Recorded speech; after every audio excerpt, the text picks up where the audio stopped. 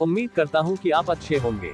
जब आप प्रवक्ता थे तब आपसे महीने में 10 से 12 बार बात हो जाती थी। तब मैं आपसे अपने चैनल में डिस्कशन शो में भाग लेने के लिए बात करता रहता था।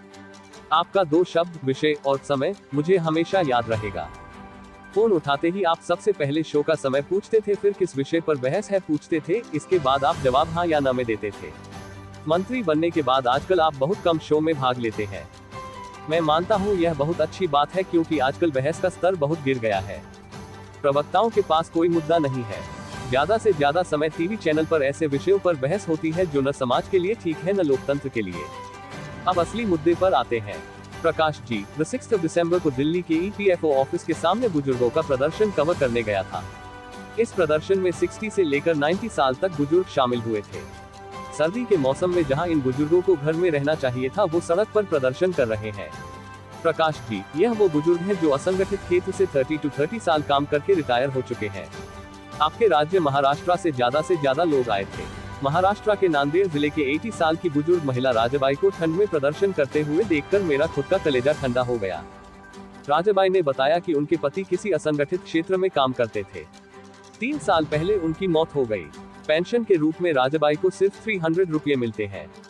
80 साल की उम्र में भी राजाबाई दूसरों के खेत में काम करके गुजारा कर रही है। प्रकाश जी, कई ऐसी और महिलाएं थी जो अपने संघर्ष की कहानी बताते बताते रो पड़ी। महाराष्ट्र से आई कई ऐसी महिलाएं मिली जो 20 साल तक काम कर चुकी हैं और रिटायर होने के बाद पेंशन के रूप में किसी को 700 रुपये मिल रहे हैं तो किसी को 1000 रुपये।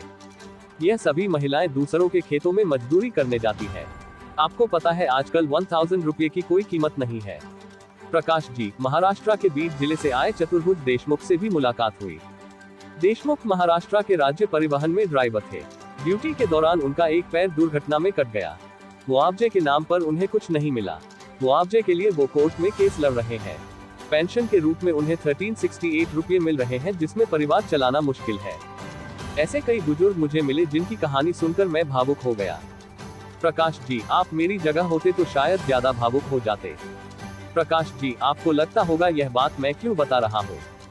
दरअसल बात यह है कि अनशन पर बैठे एक बुजुर्ग ने मुझे एक खत दिखाया और यह खत आपने 2012 में राज्यसभा को लिखा थे। इस खत में आपने लिखा था 895 पेंशन के तहत न्यूनतम पेंशन 3000 होना चाहिए। मुझे विश्वास नहीं हुआ, क्योंकि मैं आपको जानता हूँ। आप एक सुलझे हुए नेता हैं और लोगों की समस्या को समझते हैं। जैसे ही मैं घर पहुंचा, मेरे व्हाट्सएप पर एक वीडियो आया।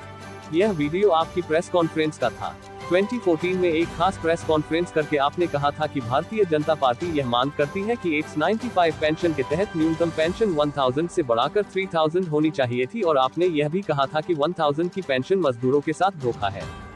आपने उस वक्त यूपीए सरकार की काफी आलोचना की थी।